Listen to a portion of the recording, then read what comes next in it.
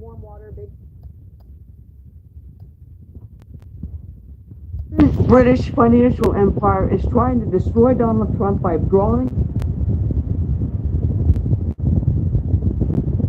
People think this is just about Iran and Israel. But what you're witnessing is something far bigger. Trump is systematically dismantling the post-war British imperial system, and he's doing it while delivering the largest blue-collar wage increases in 60 years. The empire's puppets can see their game is up. I'm Susan Kokinda, and I've been fighting this fight since 1971, when I joined Lyndon LaRouche's organization the day Nixon ended the Bretton Woods system. I've seen every attempt to break free from British imperial control, and I can tell you, what Trump is doing right now is unprecedented. So today, I'll break down what really happened at the G7 meeting. And they're not coming back. Yeah, this is it. It's the end. Once and for all. You're done. Bosses. This the boss fight. We finna boss fight y'all ass. And it's gonna be easy. That's the thing. It's like,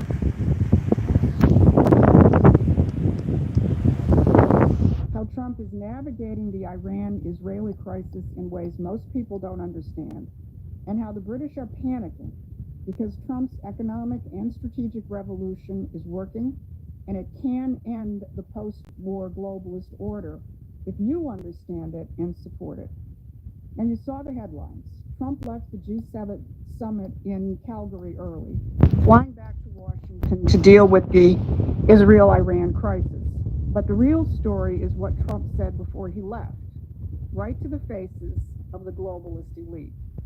Standing next to Canadian Prime Minister Mark Carney, the very icon of post-war globalist economic policy, Trump called out the G7 for throwing Russia out of that institution in 2014. He said the G7 be the G8. Barack Obama and a person named Trudeau didn't want to have Russia in it. I would say that was a mistake, because I think you wouldn't have a war right now if you had Russia in. Let that sink in. Trump, in front of the whole world, told the architects of the post-war order that their entire system is the problem. And he's right. The G7 represents everything Trump is dismantling. When Trump says what it's doing, that's a virus. You see, when they get it in focus, it automatically goes out of focus by itself. You can't stop it. You can't stop it. It just ain't nothing.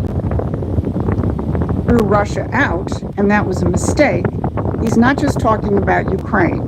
He's saying your system is the problem. Your system creates war. Because the old world order needs enemies to survive. Trump wants partners. One of those partners is Russia. Trump has had two. See, like that's, yeah. They tried, Democrats were mad. Oh, he's a Russian puppet, Putin. Like, nah, he's gonna work with them. They helped to crush Nazis before in World War II. And Putin don't want to be a puppet either, right? So yeah, you got to work together. Why fight? That's some gay shit. Seriously, Democrats are gay. Communists are gay. You want to have enemies and fight all the time. All these women around the world, and you can at least find you one. Because you got partners, you got money, everybody's happy, everybody. No, instead, y'all want to fucking fight and keep everybody else down and shit. That's some gay ass shit. Real man, you don't like that shit. You rather, you have a partner. Discussions with Vladimir Putin about the potential of Russia helping mediate the Israel-Iran crisis.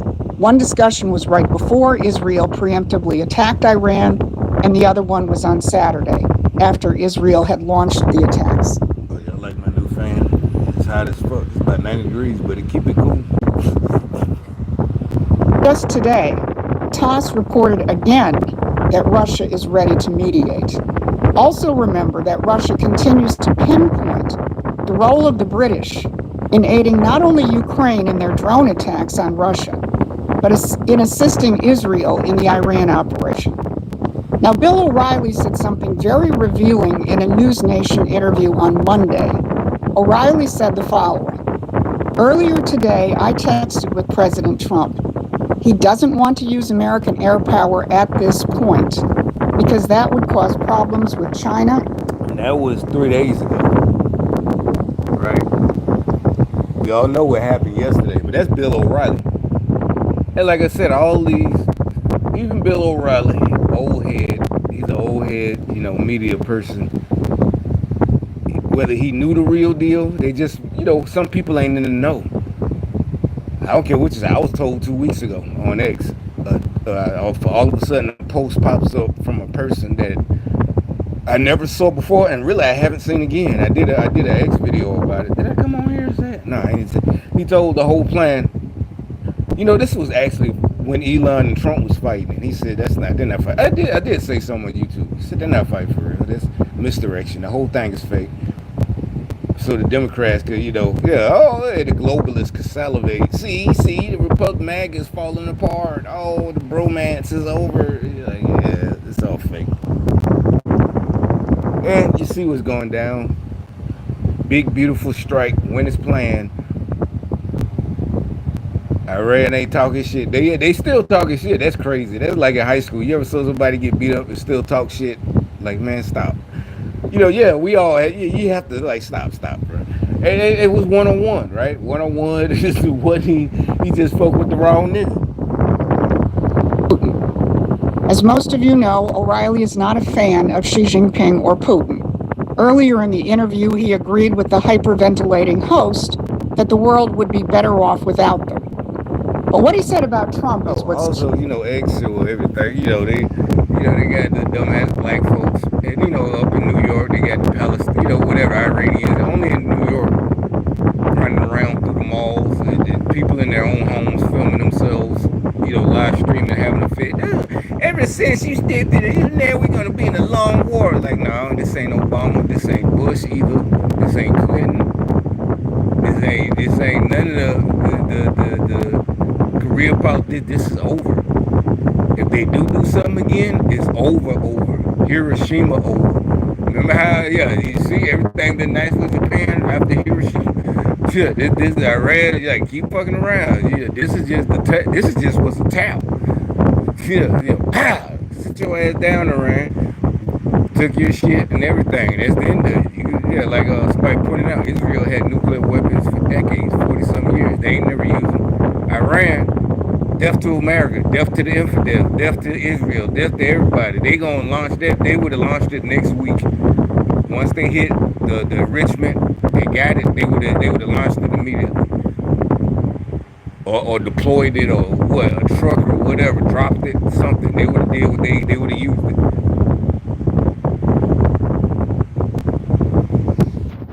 In what world does the President of the United States care about causing problems with China and Putin? Not in Mark Carney's world. Not in the world of... But honestly, it's not even about he don't care about causing trouble. China know better too. But Russia's not even know better. Russia is like, we just gonna, we all gonna, it's just like if at first y'all was beefing. Two rival drug dealers. I'm just saying, or even just two rival businesses? Because Democrats are stupid. Oh, see, we told y'all Trump. No. So anyway, but the bottom line, but this is for hood people to understand, right?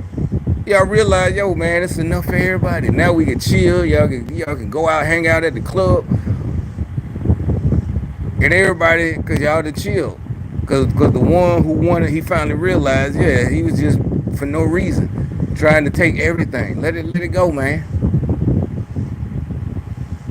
Y'all don't understand it. Y'all try to take everything. Y'all try to stop us from this, but it ain't gonna work. You think you trying to stop me now? It's like, really, y'all just fucking up. Y'all future, now y'all found out some things. Like, I've been planning this. Keep playing. And really, they ain't playing. I'm gonna have all legal means. But anyway, British Defense Strategy Report, which treats Russia and China as permanent enemies, not in the world of Lindsey Graham or Mike Pompeo. Donald Trump is committed to a new world of sovereign nations, not a world in which nations are pieces on the geopolitical chessboard. to be moved or sacrificed by the global overlords. Look, there's a lot of political turbulence. There's Right. Overlords. That's another thing. Iran, you supposed to be so tough. Y'all just was puppet. Y'all was just puppets for the puppet masters. And you was gonna do their bidding. You was gonna blow up some shit like a bitch. It's like really. It's like if somebody tell you, hey man, yeah. You know, like they did. Remember they used to do in the 2000s? Hey, strap this backpack to your back and go blow yourself up. I got a girlfriend and a baby mama. You know, seriously, yeah, do the player. That's why they told him to do it. I got a girlfriend, a baby mama. Yeah, but you know, you one of us. You got to prove. Can I just shoot him or something? No, you got to blow yourself up with them. Right? That's some gay shit. You go, okay, I love you. You know, to your girlfriend and your side chick and all that. Yeah, you gonna blow yourself up. You know, yeah, the Muslims. Allah Akbar. And plus, yeah, you're gonna have 70 versions. Fuck that. Well, I'm not so sure though. No. You gotta prove it. This is what he wants. that Trump is selling out to the neocons or the Zionists. And on the other hand, you have the hardcore war hawks who want to excommunicate Trump supporters who don't want to go to war with Iran. And see, this, like I said, this is 3 days ago. We ain't going to war. This is a strike to end all strikes. This is it. It's like, yeah, really, this is like, I know a lot like boxing expert fans who've been watching, they say Tyson really won the best. You know, if you really study. And I kind of started agreeing because, you know, we was young, and first of all, we were kids when he first came out. Then in the 20s, in my 20s, you know, in the 90s, you know, you're an adult. Yeah, I was at Fort Bragg. You could rent, we were, anyway, the bottom line is, you see he had problems with Holyfield and Douglas. But the bottom line is like getting punched by a young Mike Tyson in the first round. It's over. It's over. That's what happened to Iran. It's over. Pow! Yeah, like, don't get back. Yeah, throw in the towel. Get back. Yeah, is that, a boxer I read is like trying to get back up, but they can't. And you're going to get brain damage. Stay down. Or die. Exactly, you're going to die. Stop. What? Somebody tell Iran, hey, stay down. Stay the fuck down. Right? Well, whoever is your puppet master need to throw in the towel. But anyway.